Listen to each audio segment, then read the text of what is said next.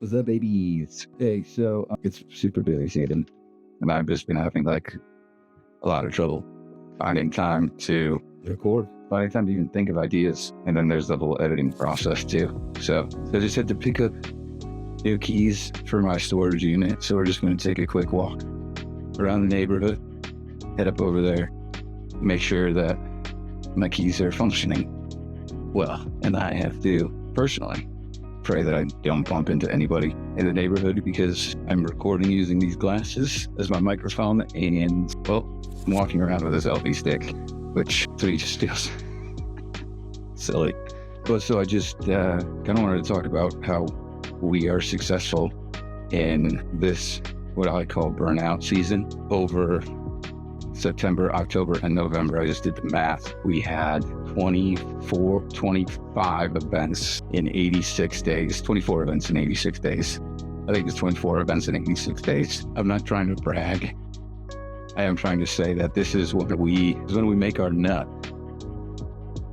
This is when we get what's ours. This is when you have to work hard. So we love having only one a weekend, but I've been thinking about this in a compounding way. So for the same reason that you want to make as much of every individual event as you can, is the same reason, in my opinion, you want to have as many as you can. What's up, Andrew? How are you, man?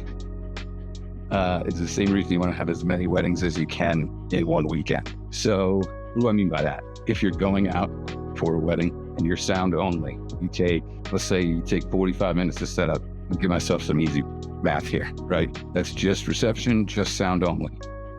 45 minutes in, 30 minutes out. If you add cocktail and ceremony, let's just, for simple math, so you're adding $500. Yes, you're adding time to the day, so you're adding additional 2 hours, but you're getting paid for that. Adding to your setup time, what would you say? Another 25 minutes maybe? So now your setup time is at an hour and 10 minutes. You're making $500 more. Add in uplighting. It takes you, 10 minutes to set that up? You make another $500. Then you see where I'm going with all this. It's not difficult math. But so why do I say this? What does this have anything to do with multiple events in a weekend? Well, look at it this way. Your car's already packed, so you don't have to throw new gear in there. You might already be out, so you might be saving a trip. When we travel far distances, we get a hotel. Saves us a lot of time, just gets us there, right? We love doing that. And what's one more? I remember thinking early on, 3 weddings in a weekend is very hard.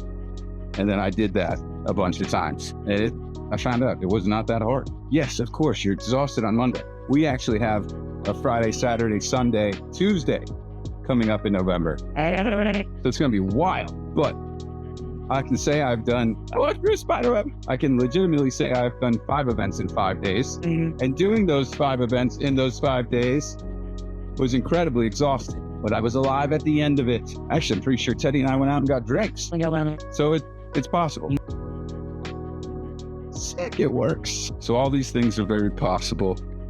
And I used to say this all the time when I would do 3 events in a row, and people would be like, oh my gosh, you're crazy. How do you do that? But an old buddy, Nick Fortini, put me on the whole, your car's already packed. All you do is you just go to the wedding, you go home, you go to the wedding, you go home, you go to the wedding, you go home, you get back, and you sleep on a pile of money. But it's not just about the money. Another thing that compounds is the music, right? You get to see what people are eating up, what they're enjoying, what they're not enjoying. You kind of take those notes and roll into the next event, and then you get to do it one more time. And yeah, by Monday, you probably hate weddings, but you probably crush those last 3.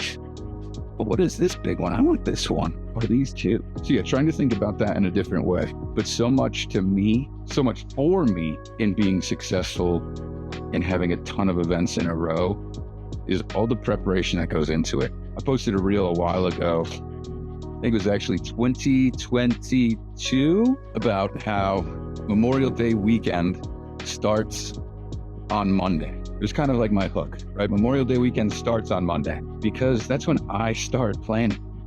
Memorial Day weekend has proven itself to be one of those weekends where, of course, we just get a lot of action, right? Everybody else is off, we're not.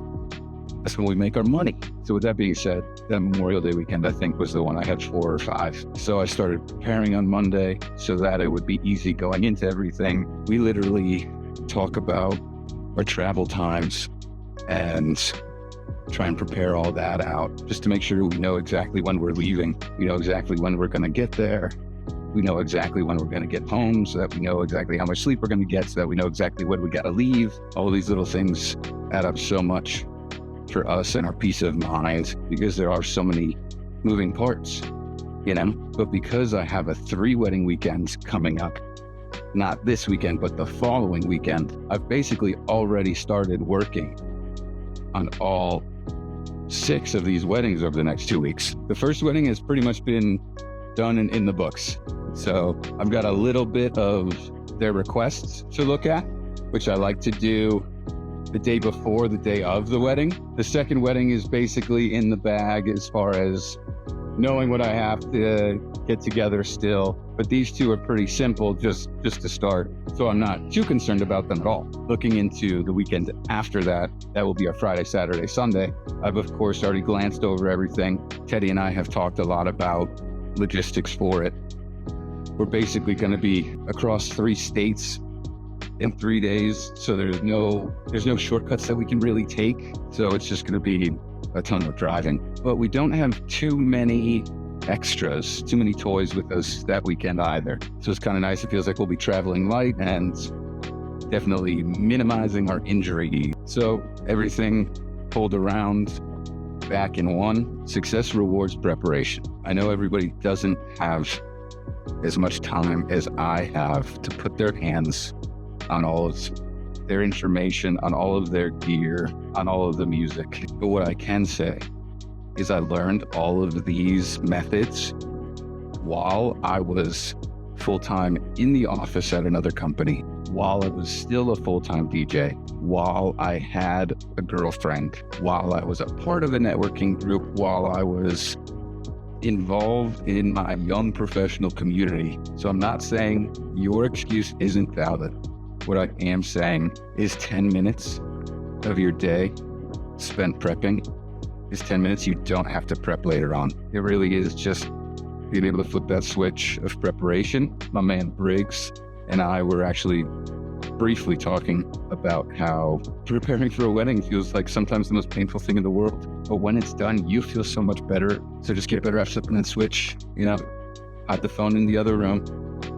Don't sit at your desk, sit at the kitchen table with just your laptop, maybe your iPad for reference, and just crank that stuff out and know how good you're gonna feel at the end of it. So yeah, there's your little chem motivation. So I'm curious if you have any methods that you use as far as preparation that you think work really, really well. I have a video that's all about wedding preparation that you can check out. That'll be in the video notes as well as probably somewhere up in the corner. So make sure you check that out. Just make sure you're checking out a bunch of other people's strategies and opinions and stuff, because there's so many different ways of doing things. I know Spinelli and Santi are big on just getting breakfast together in the morning and going over everything, which is something that Teddy and I are going to start working on, just like reviewing all the music on the way there or the night before, even more. So yeah, thanks for coming to my TED Walk. Hopefully you learned something about music prep and about compounding both your events as well as your gear.